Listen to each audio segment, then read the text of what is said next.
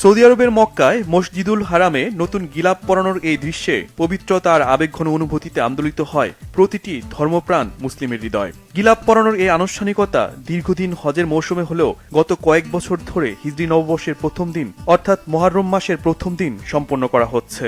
সোমবারও ছিল এমনই এক বিশেষ দিন। এদিন পুরাতন গিলাপ সরিয়ে নতুন গিলাপ বা কিসোয়ায় ঢেকে দেওয়া হয় পবিত্র কাবা শরীফ।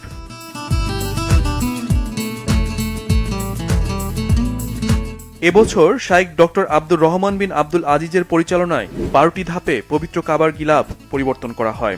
নতুন কিসোয়া বা গিলাপ স্থাপনের সময় কাবার 4টি দিকের প্রতিটি অংশ আলাদাভাবে ওপরে তোলা হয়। এরপর তা পুরনো গিলাপের ওপর বেঁধে ধীরে ধীরে নামানো হয়। একই সঙ্গে নিচের দিক থেকে পুরনো গিলাপ সরিয়ে প্রতিস্থাপন করা হয় নতুন গিলাপ।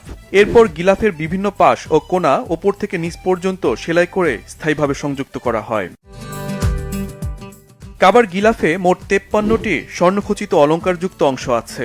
এর মধ্যে বেল্টের জন্য 16টি, বেল্টের নিচে 7টি, 4টি ঝুলন্ত অলঙ্কার, 17টি ফানুস আকৃতির অংশ, দরজার পর্দার জন্য 5টি, ইয়েমিনি কোণার জন্য 1টি, 2টি কিনারা এবং 1টি মিজাব বা নালার অলঙ্কার রয়েছে। খাঁটি প্রাকৃতিক রেশম দিয়ে খুব যত্নের সাথে এই কিসোয়া তৈরি করা হয়, যেখানে নিখুঁত সূচিকর্মের মাধ্যমে সোনালী ও রূপালী প্রলেপযুক্ত সুতা দিয়ে নকশা আর কোরআনের আয়াত সূচিকর্মের মাধ্যমে ফুটিয়ে তোলা হয়। এই শিল্পকর্মে সাধারণত মোট 120 কেজি বিশুদ্ধ 22 ক্যারেট সোনা, 120 কেজি রূপা এবং প্রায় 670 কেজি বিশেষ রেশম সুতা থাকে।